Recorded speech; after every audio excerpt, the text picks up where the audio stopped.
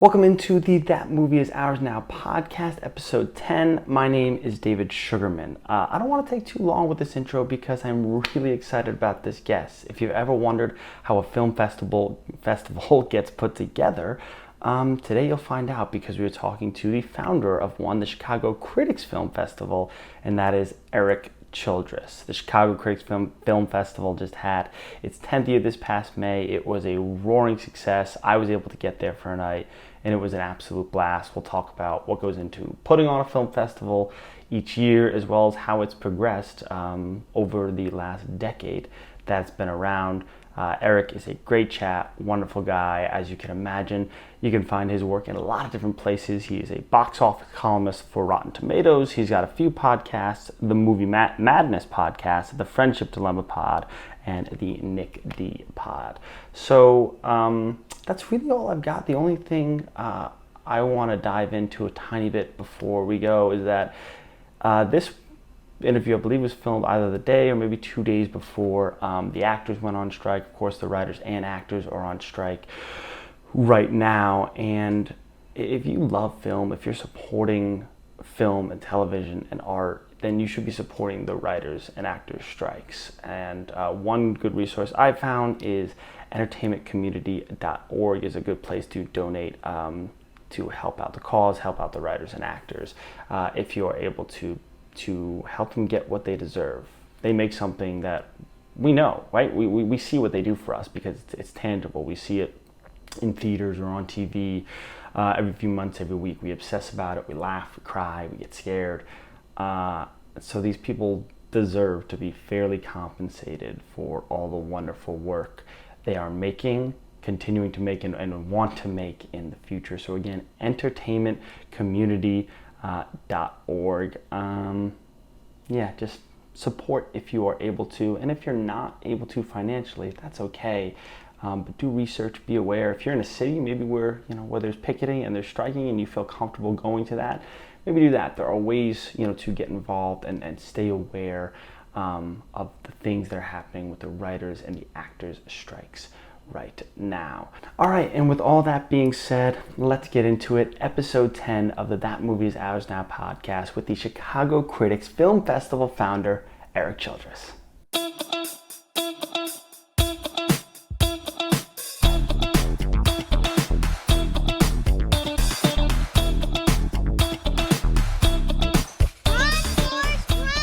You're that spider guy. Spider bed. Huh? Of Spider Bad. You want answers. I want the truth. You can't handle the truth. Life moves pretty fast. You don't stop and look around once in a while, you could miss it. Erik, thanks for hanging out with me today. My pleasure. Thanks for having me. So I want to dive into a couple different things today, specifically the Chicago Critics Film Festival. But first of all, we just went through your resume, lots of podcasts, lots of places you write, you appear, you do guest spots like this. How does one go from, movies are fun and I like them, like most sane people, to I'm going to make this every waking second of every waking hour of my day, and my livelihood is going to be this? Well, it's not that far of a leap. If you really get into movies at a young age and you feel that either you want to make them or just, that they want to be a part of your life in some respect. And, I went to film school and studied film. And when I got out, going through various jobs and, trying to find my next spot, I called into a radio show here in town, the Jonathan Brandmeier show. He used to be on here regularly in Chicago, they were looking for someone to review movies with them regularly, and they had some guy from like down the hall that they were kind of goofing on to do it. And then I faxed them. That's how long ago that was. I faxed them and asked them, said, hey, I'm the guy you should be talking to. I'm going to see these movies anyway. I might as well be on the radio talking to you about it. And that started that. And then I got on to Nick DiGilio's show on WGN Radio, and that led to finding a website that was, ready to take my written reviews, and it just snowballed from there. People are no longer faxing you when they want you to come on their They're show. not. The spot, right? No. Email, text, whatever. Fair enough. I just moved here a few months ago, and one of the things that I loved coming here was the Chicago Critics Film Festival. If you haven't checked it out, it's at the Music Box Theater every year, which is a gorgeous classic theater here in Chicago. This was the 10th year. I know it was a big year for the festival, but take me back, how, because I know you're one of the founders. How did this get off the ground? Well, I mean, I had been covering film festivals since 2003, so it was about 10 years, give or take. I was, traveling to Sundance and Toronto, Vegas, even various film festivals, and covering them regularly. And one of the things about going to a film festival, like for just take Sundance for example, is they have about 100+ films on their schedule. And if you're crazy like me, you're trying to fit as many of those films as possible into a week-long schedule. So sometimes that means I'm starting at 9 o'clock and finishing at 2 a.m. That's some of those days went like that, seven movies a day.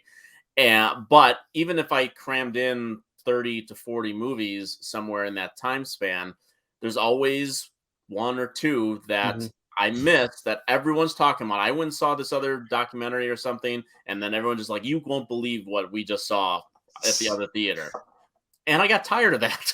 I got tired of thinking like I'm missing these great movies. Just, no fault. I mean, sometimes I'm seeing a good movie in place of those movies, but I was tired of missing stuff like that. So I imagine, like, what if there was a festival that the schedule was already curated for you, that you didn't have to make a choice, that here is a week-long festival of movies where it's just one movie per time slot. So there's no competition between movies. No one's getting a bad time slot versus some big movie that everyone wants to see. No filmmaker is getting, kind of shut out as a result of that. So there's just all these elements that I thought going into it, like could that be done? Could we curate something with people that I work with, my fellow critics, who are the only ones I could get to be crazy enough to tackle such a project like this, and they all jumped in, and we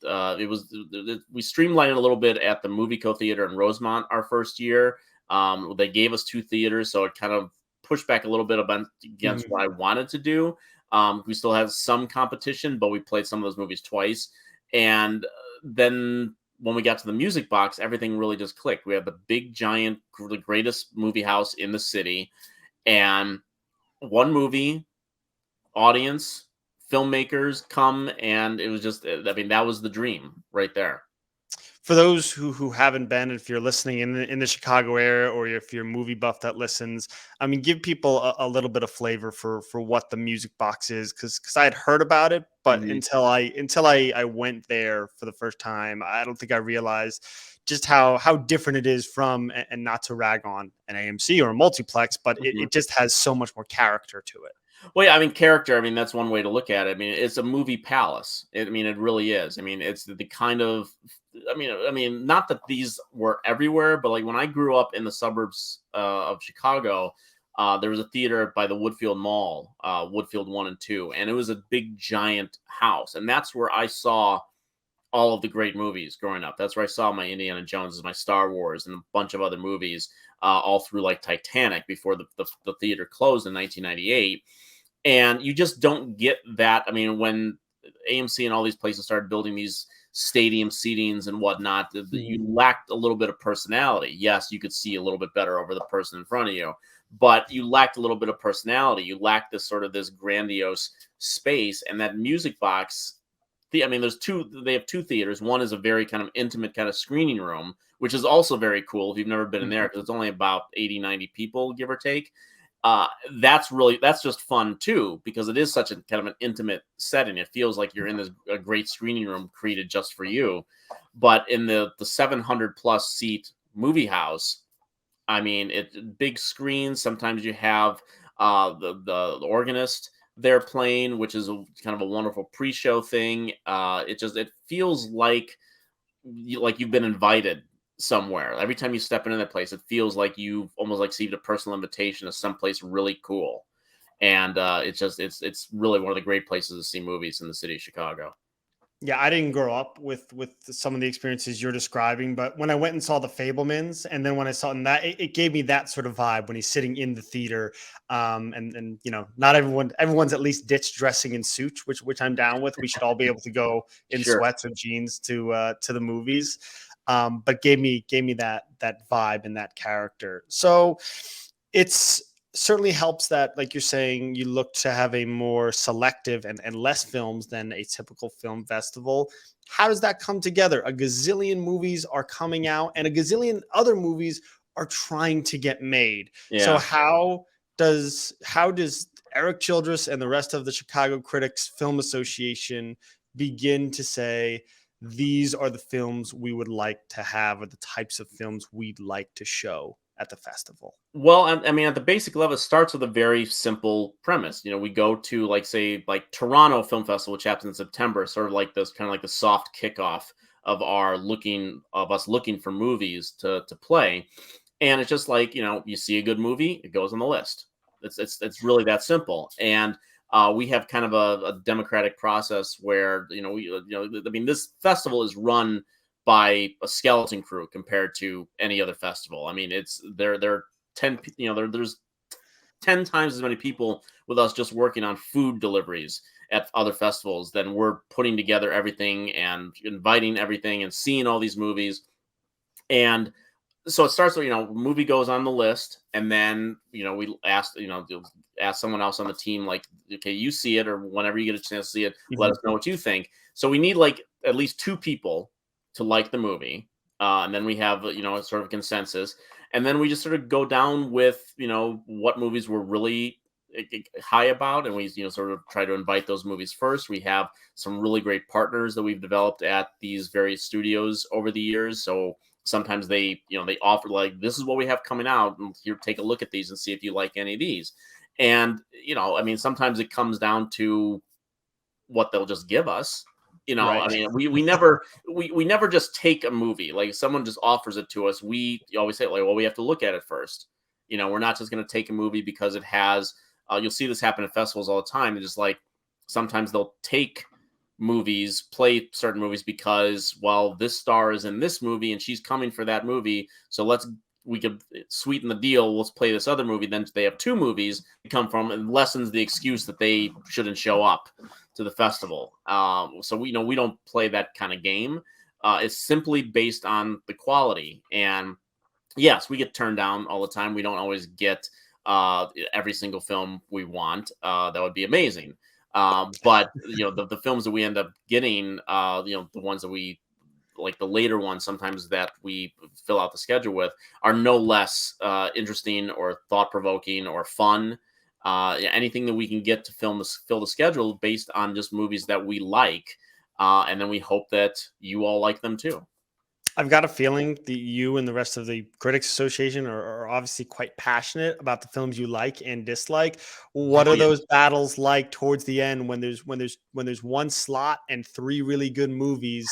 What are I would make me a fly on the wall for one of those discussions of why one movie might get in over another when it comes down to, especially with your festival, because Mhm. you're saying it's much even more selective and smaller scale than Sundance or Cannes or the big ones people know. Yeah, I mean, it really it doesn't really become any kind of like big fight, really. Usually when we're down to one or two movies, usually at that point we're sort of like still waiting on a couple movies, because sometimes films that we like, say like Sundance, for example, we really Mhm. like a movie at Sundance, and usually that they might not have distribution yet. And when films sometimes are in that kind of that limbo period, they're not out there seeking to play other festivals, even as much as they might want to. They're sort of in this process and negotiations and things like that. And sometimes those negotiations include playing a festival like ours. So sometimes it's just a matter of we're waiting for some of these other movies, and then we sort of like look at, like, well, here are the films that we could get. Sometimes it's just as simple as saying, like, well, they're offering this to us, we like it, let's take it. So I mean, it really, I mean, we don't have a lot of big battles over which films we want to include. We try to mix things up and try to be as diverse as possible and try to give a nice balance. We play a couple documentaries, a couple foreign films, films that appeal to different genres and cultures and things like that. So we try to have a nice mix for everyone. And sometimes if we're seeing something that maybe we're lacking on, that ends up getting elevated a little bit. But ultimately, it's just it comes down to timing, really, more than personal taste. What over the last decade of putting this festival together, and you guys have had some movies that have broken into the mainstream. Yesterday, Emily the Criminal was a big one. I personally love Cha Cha Real Smooth and adore Marcel the Shell. Like I think you have to if you've seen that film. Yeah. Has there been a moment over the last 10 years, either a particular film or meeting a particular filmmaker or actor or actress, that has been a bit of a pinch me moment for someone like you who has done this for a while? Pinch me moment. Or maybe a most rewarding moment? There was a very rewarding moment we had years ago. We concluded a movie. There's been a few, but like at the end of we played a movie called Eighth Grade. Bo Burnham's film was our closing night film many years ago, and there was a wonderful moment during the Q&A. We had Bo Burnham here to present the film and do a Q&A afterwards. And at the end of the film, this is online, you can find it.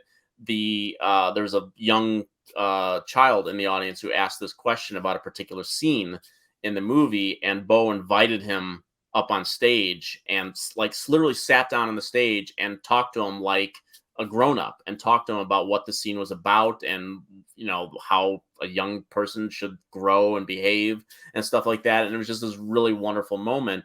But then I go back, I think of our very first year at the Music Box. Our closing night movie was a film called Animals that was locally produced, and it starred the great actor David Desmalchin, who was, he'd been in some movies. Obviously, he had been in The Dark Knight. I think he had been in Prisoners at that time, and so he was, we knew him, but he wasn't sort of like, everybody kind of, they see him and he's one of those that guy actors now. And he came for closing night, and we had this wonderful closing with a lot of people from DePaul University, which him and the director Colin Shifley were a part of. And just to have him there at the very early stages of this festival and to see where his career has gone, it's wonderful to see things like that. That's the thing that I like to see, is when something we've chosen gets that kind of recognition. Last year, 2022, we played this little movie called To Leslie, which you might have heard some things about. No doubt. And it was a movie that we really fought for to get out of South by Southwest that year. I worked the phones a lot, talking to the producers and getting everyone on board to do that. We were trying to get the stars. We had the director, Michael Morris, who was coming in for the film. Unfortunately, he got COVID that week and had to cancel like 2 days before the festival, which was really sad. But that was a film that was not on many people's radar, and by the end of the movie gets an Oscar nomination for Best Actress. And I like to think that part of that journey was going through our festival and highlighting it, and that was a very rewarding thing that happened last year. Those are all amazing stories. I won't ask you to pick a favorite, but it's too hard. Transitioning all my children in these films. There you go. Transitioning to what was the favorite, at least it won the audience award. It was sold out. I was there that night this past May at the Critics Film Festival with Past Lives. Erik, I don't know if you were able to sniff this out. I am not a female South Korean immigrant playwright. However, I picked up on that. You're perceptive. However, it struck a chord with people who like me and people who maybe could relate more to the character on those levels. And it just felt like I looked around that theater and I said, wow, a lot of different looking people, and everybody's eating up this film that on paper seemed kind of niche. Why is that? Why do you think Past Lives connected with audiences the way it has? Because those themes are universal. I mean, I was talking, I was there that night watching the movie. The movie played at Sundance this year, and I had covered Sundance remotely this year. And that was one of the very few films that they did not make available for us at home to view. It was a late edition of the fest, but we had some people from the fest who were there at Sundance, and they saw it and were raving about it. So we have to get this film. And A24 has been a partner with us since the very beginning. They released their first film in theaters just 2 months before we put on our first festival. And they have been the only studio since then to give us a movie every single year. It took, that first year, even though we had a lot of really good support, particularly from the independent film scene, there were studios, even smaller ones, that were not quite ready to commit to this weirdo critics film festival. We were too small, we were too strange, whatever it might be. Some of those now, call us up first. So it's worked out. But A24 has been a tremendous partner. And even after the movie, I was talking with other people who had seen it there for the first time, just like I had, and we were all talking about the same thing, because we're all talking about the whole concept of the one that got away, or multiple ones that got away in some cases. And those ideas, and it just, it doesn't even have to be that specific. It could just be about regret, about thinking about the paths that your lives have taken. And in this case, the way the story is so beautifully told, it resonates, not just, you start thinking about it, but then it hits you in the heartstrings big time. And it's not built upon big moments. It's a quiet film. It's not a film, where everyone just is going to burst out their feelings and tell you how everyone's feeling. It just, you watch the look on their faces and that final scene, which is so beautifully heartbreaking.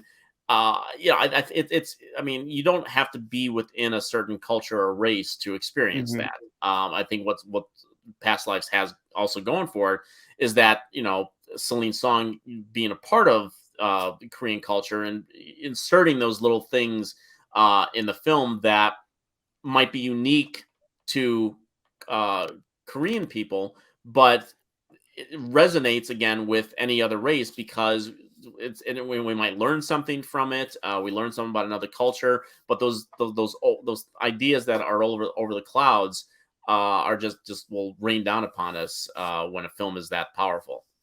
You said a lot of good things there. I think the things that caught me were, one, like you said, it is a quiet film. When you hear love triangle, you immediately, your head jumps to, there's going to be an affair and there's going to be steaminess, and there's going to be, there wasn't any of that. Right. And I think also, I think I love going to the theater, but I need to watch that film again at home, because I was shocked how many people were not just like snickering, but belly laughing. I did not think that was going to be, or even meant to be at times, a funny film, but there were people who were absolutely eating it up from that sense as well. And the layers to it, struck me as really, really interesting, because I was sort of looking around and it's like, maybe that one went over my head, maybe, and there were, there were times where I did laugh, really hard out loud. And I think that more than anything caught me really off guard, because I thought it was going to stay strict to a slow romance drama, but it was able to have a little bit of fun. Yeah, it is a funny film, and I think a lot of the laughter that you're referring to in the theater that night, it wasn't, they were laughing at the movie. It wasn't they were snickering at things that were happening. Right. There's a lot of places for uncomfortable laughter that you kind of have to laugh at some of the situations, the way that the characters are talking to each other or relating to one another, particularly with the husband character played by John Magaro that comes in, who in a traditional Hollywood, love triangle romance, there always has to be the bad person, right? You want these two people to get together, so the third person has to be a jerk in some respect, or boring, or they have to create them less interesting. And and you can make an argument that character is less. And he even addresses that. He said, normally I'd be the evil white American, or something to that effect. Yeah, that's the sort of the big meta moment in the movie where he's just like, this sounds like a Hollywood romance and whatnot. And I'm like, I could have done without that, but he's right.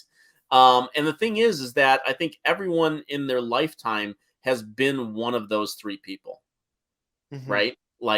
Sometimes you're the one pining, sometimes you're the one that's, being maybe passed over, or you're the person that's caught in the middle of all of Yeah. it. And it just, I mean, the thing about the Megaro character is that maybe you want her to be with the lifelong friend, but he's not a bad guy. Like he's No, just, he's he's the not. guy that happened to fall in love with her at the right time, and they started building a life together, and now this past comes up, and the best movies know how to navigate that minefield, and Past Lives is one of them.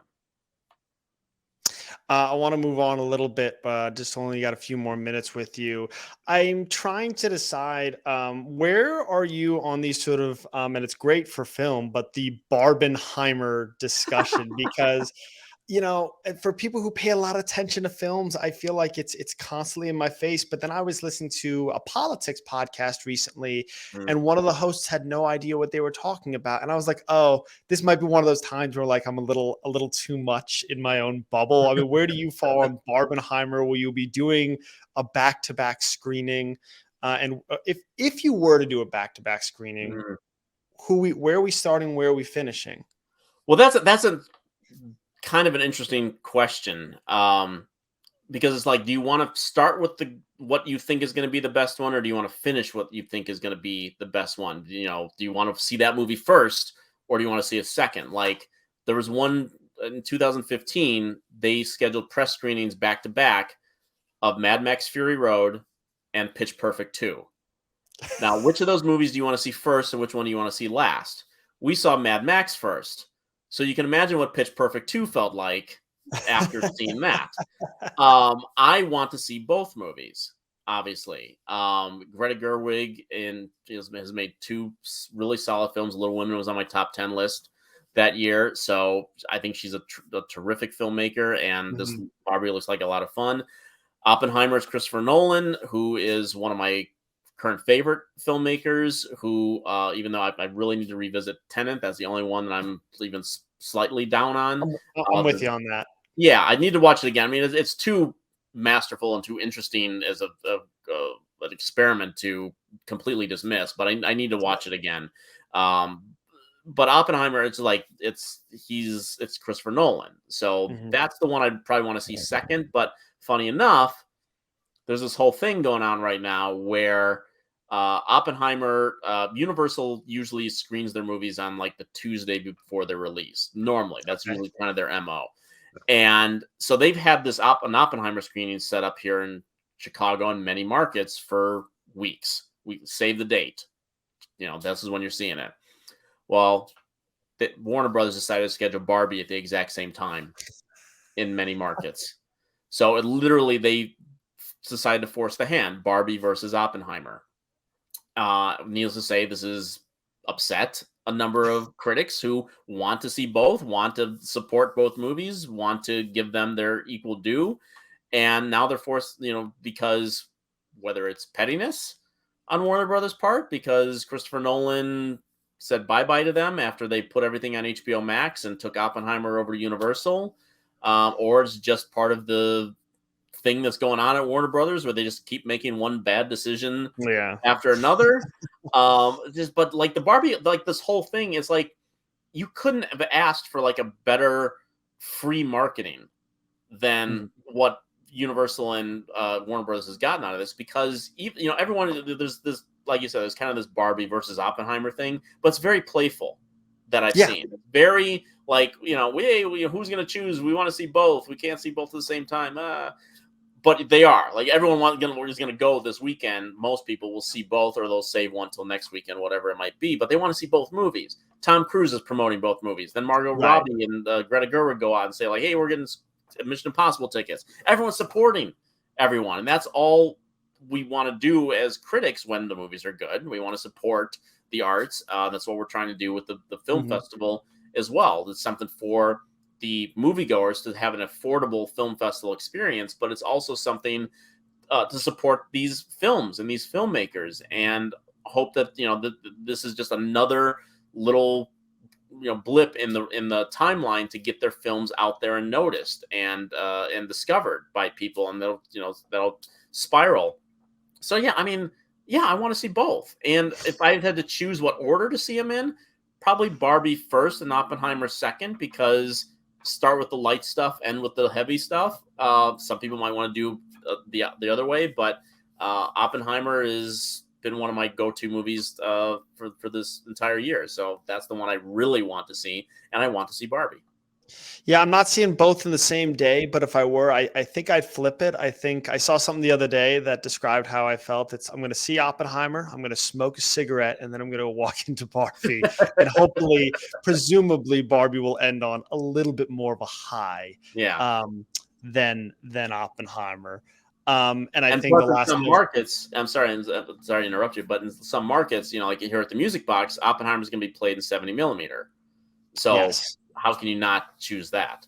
Exactly. And I think the best part about it all is that it feels organic. It doesn't feel produced by the studios, even though these right.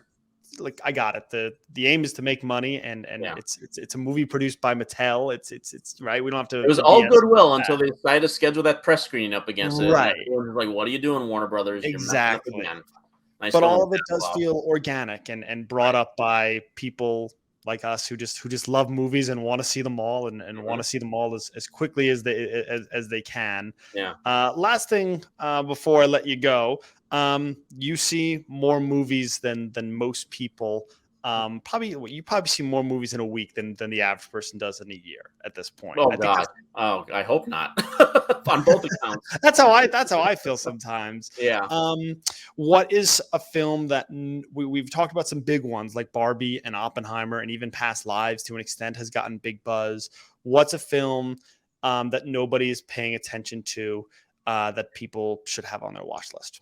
That's opening this year. That's what you're asking. Yeah, a film that either has come out in the first half of 2023 or is set to come out maybe over the second half of the year that isn't getting buzz that you think should be on people's radar. Well, most people missed Are You There, God? It's Me, Margaret in theaters, and this is including me. So there you go. You got the right audience. Put this on your radar. It's on Blu-ray this week, or when we're taping this at least, and it is one of the most wonderful films of the year. I never read the book growing up, but what I've understood is that it captures the beauty of the book. It's just so wonderful. It's funny. The performances are great. It is incredibly emotional. The ending of this movie got tears out of me. That's one that I think that everyone needs to discover as soon as possible, and make it a film that just keeps getting passed down to people. It's the rare film with female protagonist and a coming of age story for girls, and I think that's incredibly important. So that's one at the top of my list. The movie Blackberry that we played at our festival, that was our opening night film, that is available on VOD now. That one people should check out. The Julie Louis-Dreyfus movie, You Hurt My Feelings. Good one. I had fun in that. Yeah, that movie is wonderful. So funny, so wise. And that will just take you down a Nicole Holofcener, the writer-director of that movie. Just go down her rabbit hole and check out her movies from her career. That will give you a complete week of movies right there. And that's part of the fun of movies, is that sometimes you see one and you go like, where did this come from? And you notice a writer or a director or a star or someone, and just like, well, let's see what else they have to offer. And usually you'll find a lot of good stuff. Erik, I promised you 30 minutes or less. We're almost at 32, so I'm an awful, horrible liar. But let's add maybe 30 more seconds on where you're at a lot of different places, got a few different podcasts. Where are all the different places people can find you writing, talking, pontificating about movies? Well, where can we find out about I know it's almost a year away, but when it's time, the film festival as well next year, the 11th year. Well, the Chicago Critics Film Festival.com, a very simple website to find. We'll have details about that, or the ChicagoFilmCritics.org, the Chicago Film Critics Association website, the Music Box Theater website will have info about that. We'll announce start to announce next year's stuff next March. That's usually our timeline for our schedule. If you just want to hear me rap about movies and stuff, I have a pair of podcasts, one called Movie Madness Podcast, we review all the new movies during the week, theatrical streaming, and we also do a Blu-ray segment to let people catch up on physical media, since streaming sites take stuff down and don't play stuff. So physical media, if you want to build your collection and keep stuff, that's where it's at. And the other podcast I co-host with Morgan Geyer is called The Friendship Dilemma, and it's a podcast dedicated to looking at movies that one way or another focus in some manner on male and female friendships, hopefully of the platonic sort, because if you start to think about movies where male and females are friends, 95% of the time they have to get together by the end. And we sort of asked the question, why is that? Why can't, movies just be, the male and females have friendships all over the world without hooking up? So why can't movies reflect that? That's another part of our culture that the movies don't reflect. And we look at one movie per episode and argue and debate. And it's interesting because I'm more of the, like, why not? And, Morgan's the one that sort of proposed this whole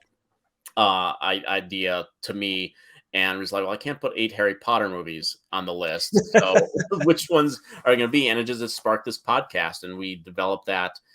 So both of these are available at the Now Play Network and Apple Podcast. And if you want to read, I also do box office column every week for Rotten Tomatoes. So if you want to hear numbers instead of words, you can go over there and see what I have to say about the box office every week and how I break down those numbers. What is the best platonic friendship in a film? Platonic male, female, hetero. The best ever of the one, or your favorite? Well, of the ones we've done, I think one of the best ones is John Cusack and Lily Taylor and Say Anything. Okay. That's one that, it's not the main focus of the movie, but it's one that really gives you a sense of there's no tension between them. They are just friends, and they look out for each other, and they care for each other. And that to me is one of the great ones. Perfect. That's a great note to end on. Erik Childress, thank you so much for coming on. That movie is ours now. Be looking out for all of your stuff, and I'm already looking forward to the next film festival and seeing what you guys got going next year. Thanks, Erik. Appreciate it. Thank you very much. Guess I'll see you in the movies.